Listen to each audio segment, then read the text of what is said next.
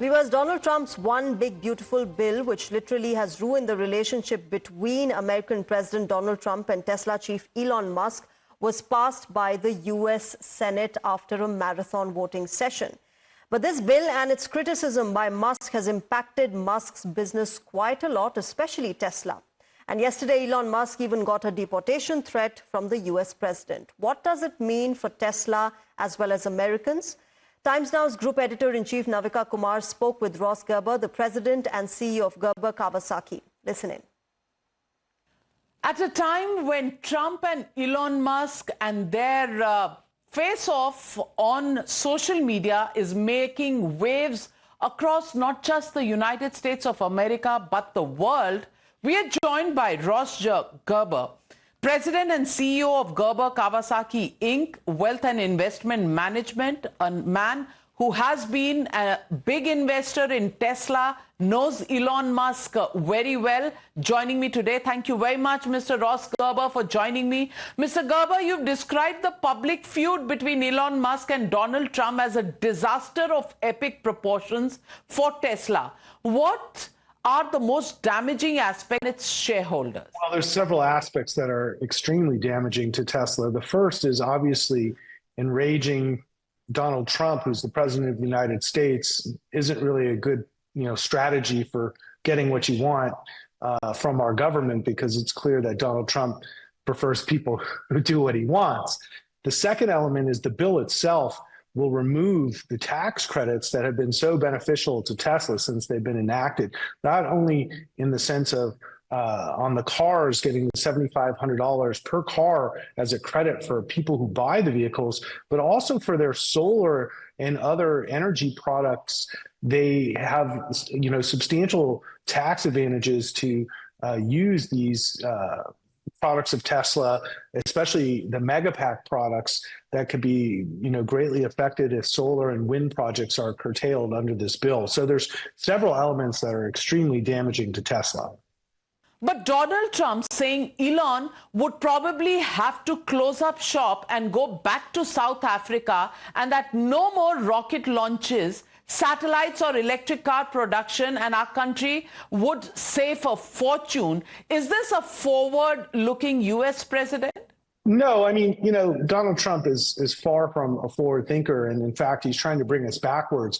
The biggest issue we face globally is climate change, and it's an issue that all of our countries need to address, including India. And Tesla's been trying to make inroads in India to get electric vehicle infrastructure implemented in a huge country like India, where it would have a dramatically positive impact on the overall climate. But Trump really looks at the world in a way of how can oil and coal companies profit, when we all know that it's much more profitable actually to go to solar and wind and other forms of transportation and energy.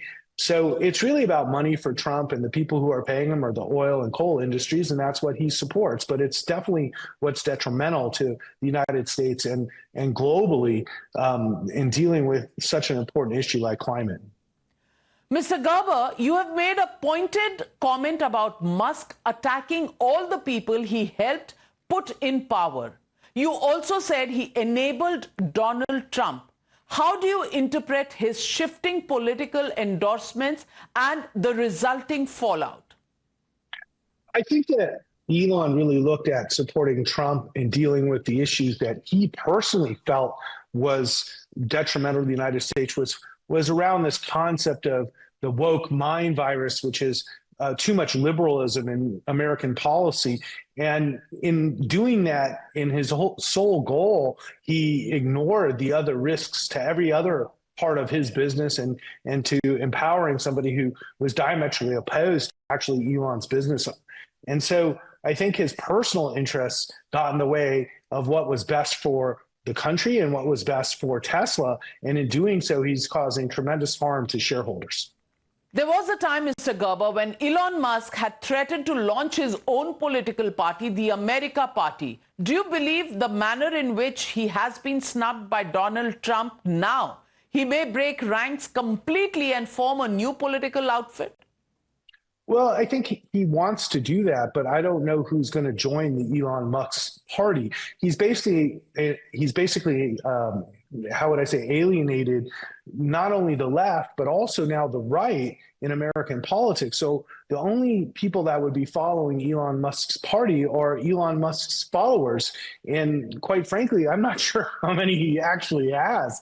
So I think this is a fantastical idea that a man who's disliked by so many people, who has a lot of money, is somehow going to attract a lot of support for a political party around his views. So I think this is just foolishness, and it's never happened in American history that a third party could really generate the type of support and infrastructure to really run against so many well-established candidates in so many states. So I think Elon needs to focus on his business and just get out of politics. He's been an abject failure in this. He's caused tremendous detriment to this country by his actions, and he's manipulated the election in a way that's been incredibly detrimental to him personally and professionally. So if anything he could do right now is get off Twitter, stop insulting the president, and focus on getting his robo-taxis to work without killing people. So this is really, if you're a Tesla shareholder, it's really a time that, I'm personally livid. I think it's just absurd that the Tesla board of directors has done nothing to curtail his detrimental activities. And it just goes on and on and on.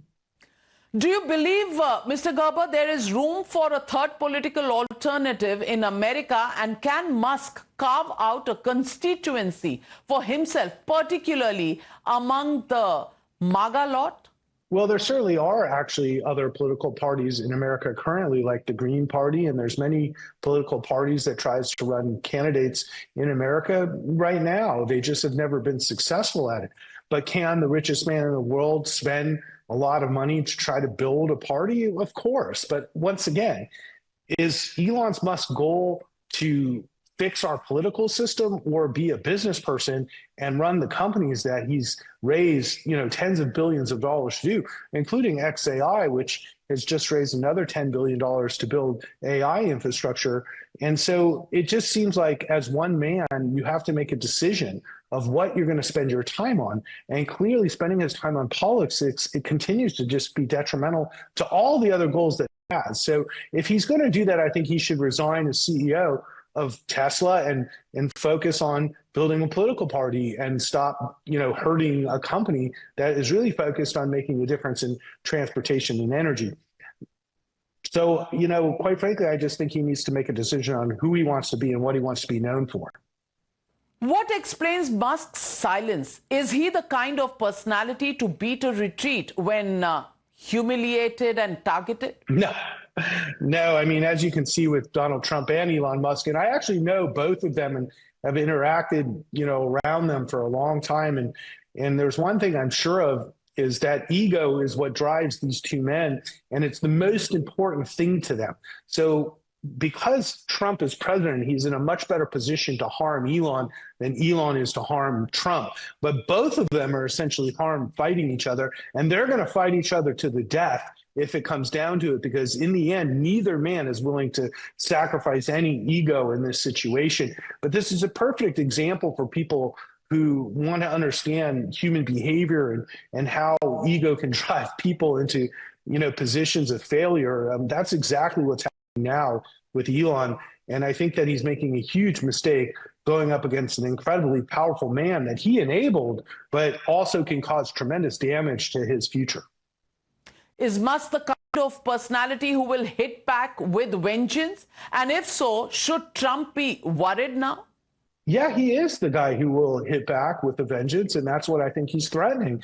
And I think it's something that Trump should worry about, because actually people in America are pretty unhappy with the way he's applied the policies that many of these people voted for him. Not me personally, but more than half the country. He won the election, and he was certainly transparent about all of his policies, whether it be in immigration or climate or energy.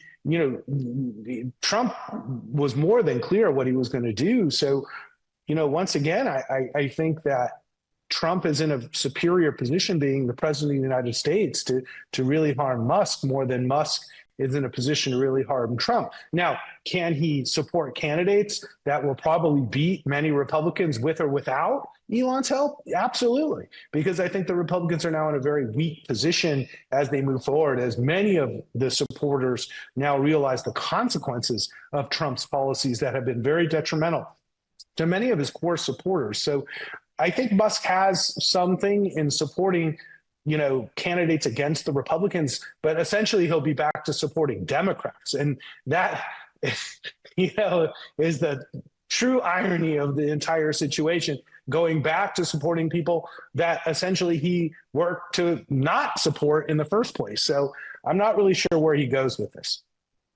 A Neuralink official engaged in a showdown on X with you recently. In one of the comments said, your judgment is clouded because you have Elon derangement syndrome. What is your grouse with Elon Musk?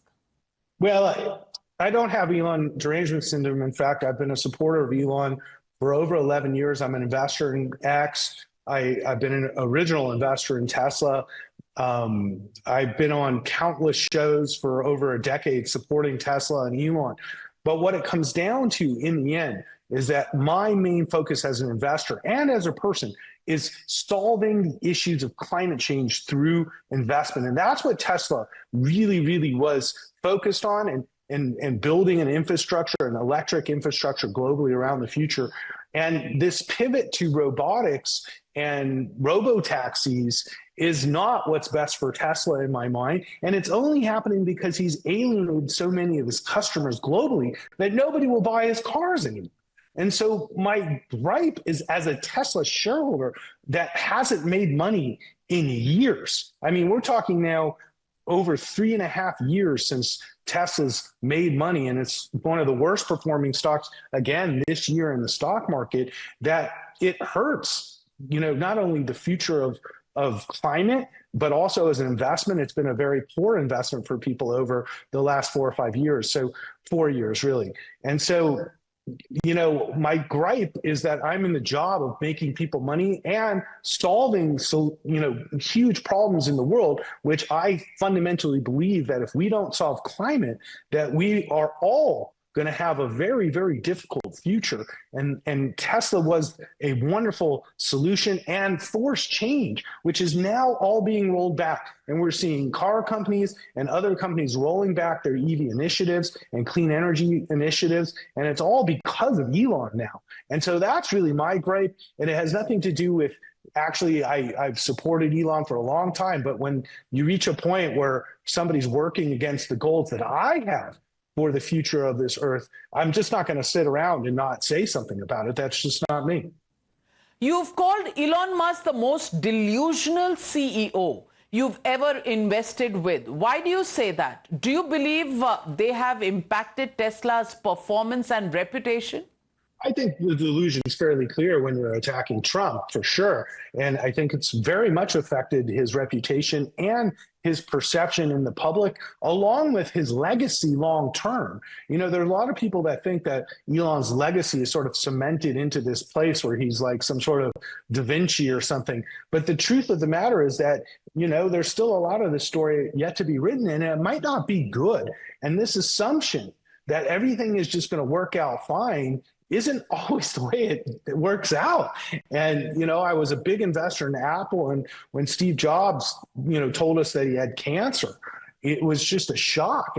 And the fact that he died so soon afterward, greatly changed the outcome of the way we perceived Apple. Now, in Apple's case, they had Tim Cook, and Steve Jobs had built an infrastructure around him to, continue Apple. For now, it's been over a decade of success. But has Elon done that at Tesla? And the answer is no, is that there's nobody that could run Tesla if something happens to Elon. And, quite frankly, it's been widely reported that he's using drugs. And certainly this type of behavior seems to confirm that sort of concept that his, understanding or perception of reality has definitely been warped. And quite frankly, I hope that he can get it under control, or the people around him can get him under control, because it's a very detrimental path he's on, and quite frankly, unhealthy. I'm sorry. Are you making a disclosure here, sir, that you believe Elon Musk uses drugs? Are you saying that on record? Yeah, I'm sure he does, yes. You have repeatedly criticized the Tesla board for being wildly negligent in failing to rein in Musk's behavior. You've accused the Tesla board of prioritizing Musk's interests over those of shareholders. Can you elaborate on this or share some specific examples? Well, I think the biggest example of this is the fact that he's been able to, not only buy Twitter and then start XAI. And probably one of the things that's most upsetting to me is that he started XAI outside of Tesla.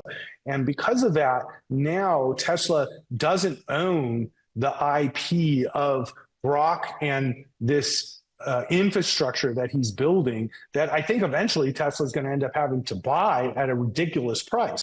And so the fact that sort of the brains behind the robotics, whether it be for Tesla or XAI or Grok, but also the running of Twitter, has distracted him and created a lot of issues that I think have moved value from Tesla shareholders to other shareholders. Now, I happen to be one of those other shareholders as an investor in X and now XAI because they merged. But ever since he took over Twitter, this has just been a long path down. And the board has done nothing to curtail A, his behavior, and B, the fact that he's been doing other business activities that oftentimes are opposed to Tesla's interests. And then thirdly, his foray into the government has just been a complete disaster. And the board's done nothing to stop anything. So, at a certain point, we can just accept that the board of Tesla is not an independent board and doesn't care about the best interests of Tesla, and they care about, furthering Elon's goals. What do you think the consequences are for Tesla, especially regarding the EV policy? You've criticized Musk for supporting the end of EV benefits under current laws. What impact do you foresee this will have on Tesla's competitiveness in the US market? Well, people just don't want the product, and it's global. It's not just in the US, and it's a great product, and it does need some refresh, and the cars, and they need new models like most car companies, but there's been no focus on the business. And so, the sales numbers will speak for themselves. They come out tomorrow, and I think they'll be pretty bad, and I don't see them getting better. And I don't, many of the estimates are for sales to continue to grow into the future, auto sales. And I just don't know why they continue to think that when nobody wants the product. And, I'm here in Europe now, and I can tell you that nobody in Europe wants the product as well. And they hate Elon because, the right-wing sort of fascist side of the government is very much loathed here in Europe, even more so in the United States. So his support of European right-wing parties is basically, completely turned off the continent. So, I just don't know how Tesla fixes itself at this point, because the damage just keeps getting worse and worse, and he's making no attempts to actually mitigate the damage and bring customers back in the fold. So at this point, I don't know how Tesla sells anything. Well, thank you very much, Ross Gerber, for joining me right here on the News Hour and waiting for the next round of powwows between Trump and Musk. Will they happen anytime soon? Well, we'll be watching out for that. Yeah. Thank you for having me.